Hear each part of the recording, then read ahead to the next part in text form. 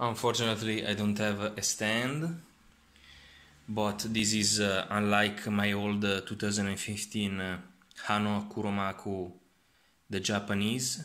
This is in English. I mean, I can only film with one hand, so it has the stand in the color.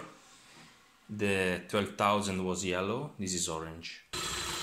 The stone is a bit dirty on the side, but my old stone was too.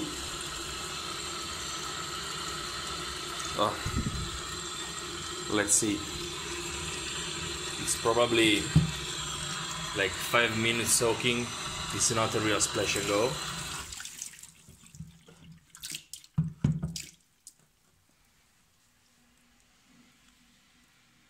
It doesn't bubble, but my 12,000 requires like 10 minutes. Let's see.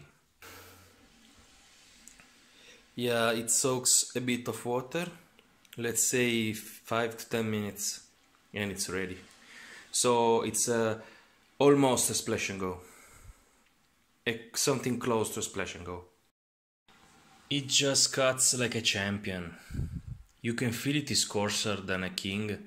This is a 1200. The 1000 is most likely similar to a 700.